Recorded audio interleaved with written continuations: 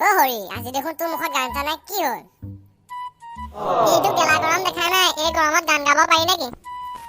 অ পা, গৰমৰ লগত গানৰ কি সম্পৰ্ক আছে? ইমান যদি গান গাব মন গৈছে নিজে গাই ল আকৌ। বাহ, তাৰ মুখখন চাহ একেবাৰে লাও পাত কচু পাত। লোকক ক'ব নালাগে। বাৰু, সকলোৱে ভালদৰে পঢ়ি আহিছনে? কালি মই দিয়াবোৰ ভালদৰে চালিম নাই? আজি আমি প্ৰথম ক্লাছটো প্ৰশ্ন শিতানেৰে আৰম্ভ কৰিম। প্ৰথম প্ৰশ্নটো ক'ব হৰিয়ে।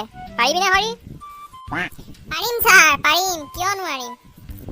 বাৰু, তেতিয়াহ'লে তই কচোন কাজিৰঙাত থকা 10টা জীৱ জন্তুৰ নাম। 9টা গড় আৰু এটা ছাৰ হৰিণ।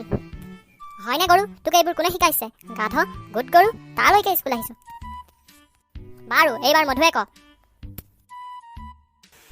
তই কবি স্বৰ্গ সুখৰ ওপৰত এটা বাক্য ৰচনা কৰি দে।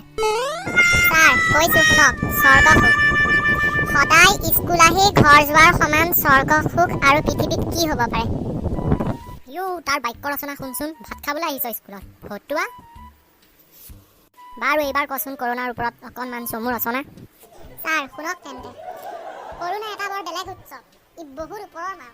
ইয়াক পালন নকৰাকৈ কোনো মানুহেই থাকিব নোৱাৰে। এই উৎসৱটিৰ বাবে প্ৰায় সকলো প্ৰতিষ্ঠান বন্ধ হৈ পৰে। কিন্তু ছাৰ, চিকিৎসালয়, ফাৰ্মাচী আদিত ইয়াক বৰ ধুমধামকৈ পতা দেখা যায়। এই উৎসৱটিত সকলো চৰকাৰী বেচৰকাৰী পুৰুষবিলাক ঘৰত থাকে আৰু তেওঁলোক বিভিন্ন ধৰণে এই ধৰক বাচন ধোৱা, কাপোৰ ধোৱা আদি কামত নিজকে নিয়োজিত কৰি এটা নতুন কামৰ প্ৰতি ধাৱমান হয়। আৰু আছে ছাৰ, ৰ'ব। আৰু কিছুমান মানুহে এই উৎসৱটি ঘৰৰ বাহিৰত পালন কৰিবলৈ গৈ নিজৰ টিকাত উৎসৱ পালন কৰি আহে। আৰু এই উৎসৱটিৰ বাবে অনলাইন ক্লাছৰ নামত বহুত ল'ৰা ছোৱালীয়ে পাবজি খেলে। হৈছে আৰু তোৰ ৰচনা। তই আৰু সকলোৰে মানুহৰ মুচাহে যোৱাবি। শুন, কৰোণা হৈছে এটা অতি মহামাৰী। ই আমাৰ মানৱ জাতিক বহু পিছুৱাই নিলে।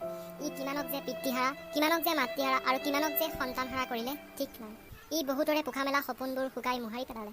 আহকচোন ৰাইজ, এই কুপ্ৰভাৱৰ পৰা বাচি থাকিবলৈ নিজকে সতৰ্ক কৰি ৰাখোঁ আৰু বিভিন্নজনক সহায় কৰোঁ।